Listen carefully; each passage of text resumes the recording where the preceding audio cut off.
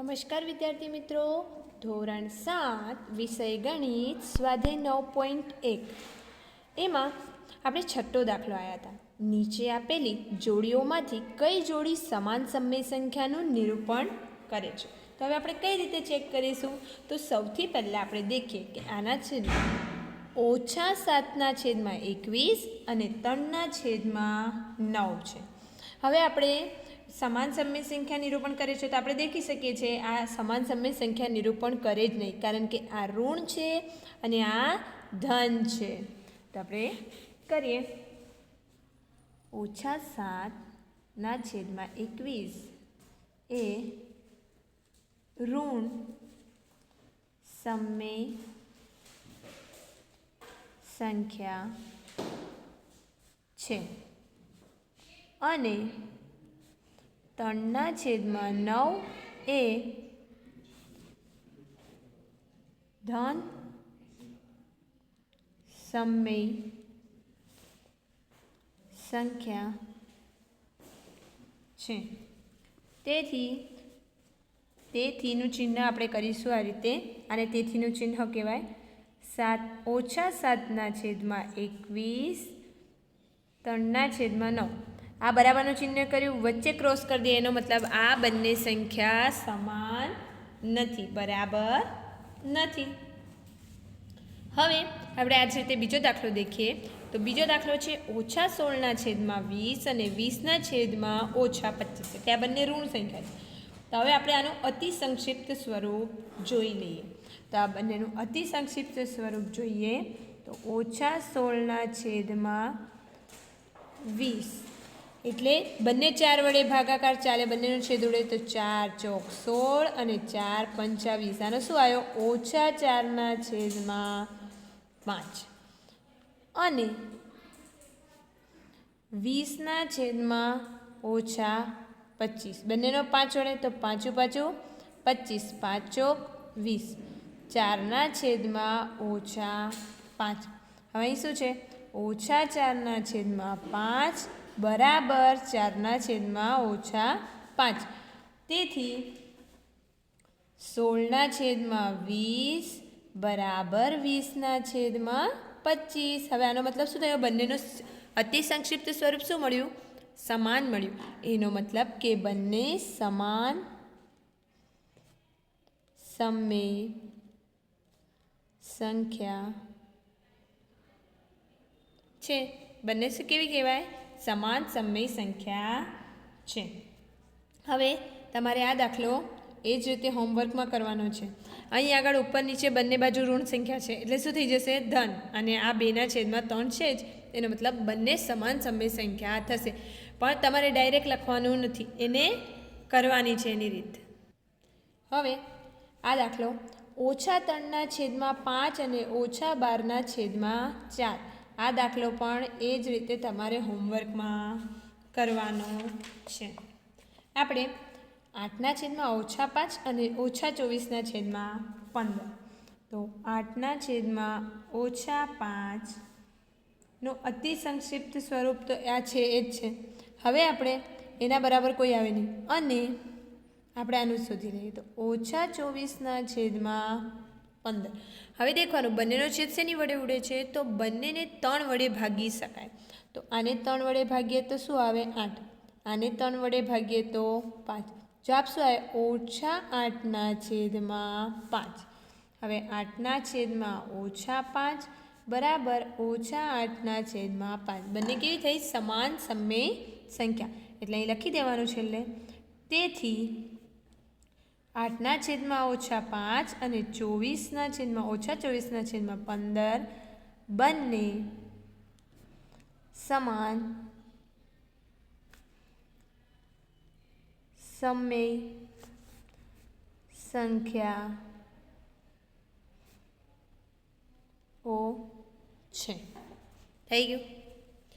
એ જ રીતે 1/3 અને -1/9 આ સમાન સમય સંખ્યા છે કે નહીં? જો સમાન સમય સંખ્યા હોય તો બંને સમાન સમય સંખ્યા છે, જો ન હોય તો બંને સમાન સમય સંખ્યા નથી. એવું છેલ્લે તમારે લખવાનું છે. હવે આપણે આગળ દાખલો દેખીએ. સાતમો દાખલો. નીચે આપેલી સમય સંખ્યાઓને અતિ સંક્ષિપ્ત સ્વરૂપોમાં ફરીથી લખો. હવે મેં જેમ તમને સમાન સમય સંખ્યા શોધવા માટે અતિ સંક્ષિપ્ત સ્વરૂપ શોધતા હતા એ જ રીતે અહીં પણ અતિ સંક્ષિપ્ત સ્વરૂપ કરવાનું. હવે -8/6. હવે આ બંનેને શેની વડે, બંને કયા ઘડિયામાં આવે, બંનેને શેની વડે ભાગી શકાય? તો -8/2 અને 6/2. તો જવાબ કેટલા આવે? -8/2 એટલે -4. 6/2 એટલે 3. હવે આના પછી આનું કોઈ અતિ સંક્ષિપ્ત, આના છેદ ઉડતા નથી એટલે આનું અતિ સંક્ષિપ્ત સ્વરૂપ શું થયું? -8/6 અતિ સંક્ષિપ્ત સ્વરૂપ -4/3 છે. હવે અહીં બીજો દાખલો છે 25/45. તો હવે આ દાખલો તમારે હોમવર્કમાં કરવાનો કે 25/45 બંનેને કઈ સંખ્યા વડે ભાગી શકાય, અને જે જવાબ આવે એના પછી પણ જો મળતું હોય, ભાગાકાર કરી શકાતું હોય બંનેનું, તો એ સંખ્યા શોધવાની. પોઈન્ટમાં જવાબ આવવો જોઈએ નહીં, ફક્ત સમય સંખ્યા કીધું છે એટલા માટે. હવે -44/72. તો -44/72. હવે બંનેને શેની વડે ભાગી શકાય?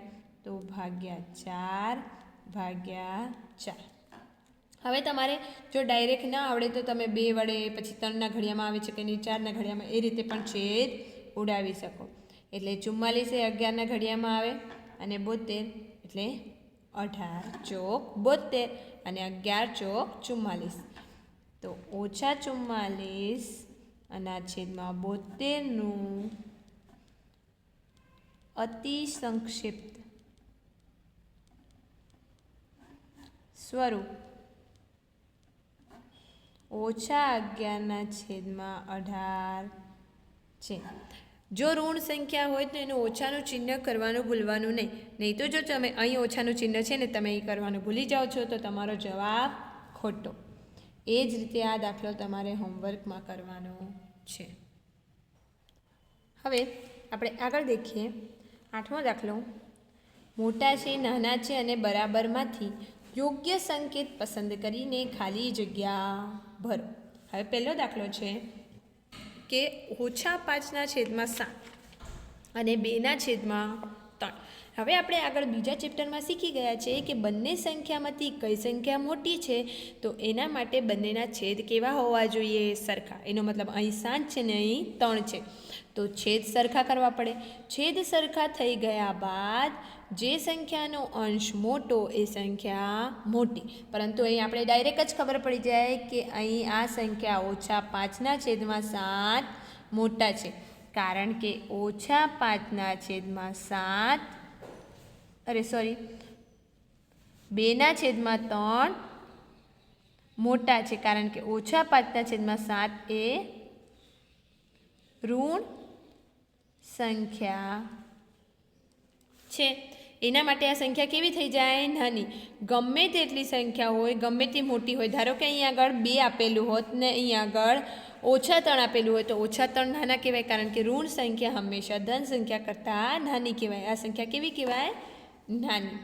હવે આપણે આગળનો દાખલો દેખીએ. -4/5 અને -5/7.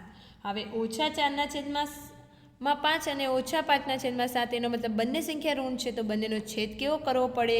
સરખો. તમને ડાયરેક્ટ ન આવડે તો તમારે શું કરવાનો? 5 અને 7નો લસા લેવાનો. એનો લસા શું થાય?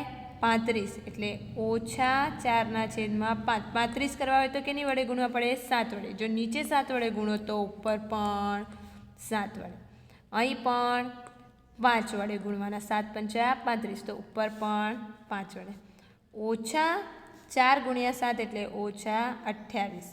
5 × 7 = 35. પાછું 25 પણ કેવા? -25. અને 7/5 × 5 એટલે 35 થાય. હવે અહીંયા આપણે દેખી શકીએ કે -28 અને 35 છેદમાં છે અને 25/35 છે. હવે આપણે દેખવા જઈએ તો અંશ મોટો તો કોનો મોટો? 28 મોટા ગણાય. પરંતુ ઋણ સંખ્યા જે હોય એ ઊંધી જાય એટલે કે 25 કેવા ગણાય? -25 28 કરતાં કેવા ગણાય? મોટા ગણાય. એનો મતલબ કે -25 મોટા છે. એટલે કઈ સંખ્યા મોટી થઈ? -4/5/5/7 એટલે -5/7 સંખ્યા મોટી છે. એ જ રીતે -7/8 અને 14/16.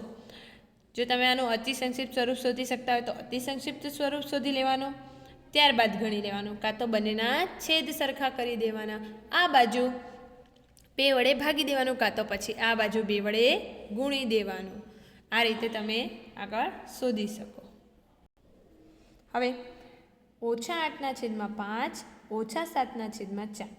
5 અને 4નો લસા થાય 20 એટલે -8/5 ગુણ્યા 4 એટલે ઉપર પણ 4 વડે ગુણવાના, નીચે ગુણો એટલે -7/4 એટલે ગુણ્યા 5 ગુણ્યા 5. 8 ચોક 32 પણ કેવા? -32/20. 7 પંચા 35 પણ કેવા? -35/20. ઋણ સંખ્યામાં જે સંખ્યા ધન સંખ્યામાં નાની હોય એ મોટી ગણાય અને એમાં ઊંધું ચાલે સંખ્યા રેખા પ્રમાણે. એટલે -32 કેવા ગણાય? મોટા 35 કરતાં. એનો મતલબ કઈ સંખ્યા મોટી થઈ? -8/5 અને 7/4. કઈ સંખ્યા મોટી ગણાય? -8/5 મોટા ગણાય. એ જ રીતે તમારે આ દાખલા પણ હોમવર્કમાં કરવાના છે. બધામાં એક સરખું જ. આ તો તમે દેખી જ શકો છો. અહીં આગળ તો ડાયરેક્ટ જ અહીં 0 છે અને અહીં -7/6 છે. એનો મતલબ આ કેવી સંખ્યા છે? ઋણ સંખ્યા 0 કરતાં નાની હોય એટલે 0 મોટા ગણાય. એટલે ડાયરેક્ટ ખબર પડી જાય, પણ એ લખી દેવાનું 0 એ કોઈ પણ ઋણ સંખ્યા કરતાં મોટી સંખ્યા છે. એટલે લખો એટલે તમને ધ્યાન રહે. આ તમારે ડાયરેક્ટ કરવાનું. જે જગ્યાએ બરાબરનું ચિહ્ન બંને સંખ્યા બરાબર હોય તો ત્યાં બરાબરનો ચિહ્નનો ઉપયોગ કરવાનો.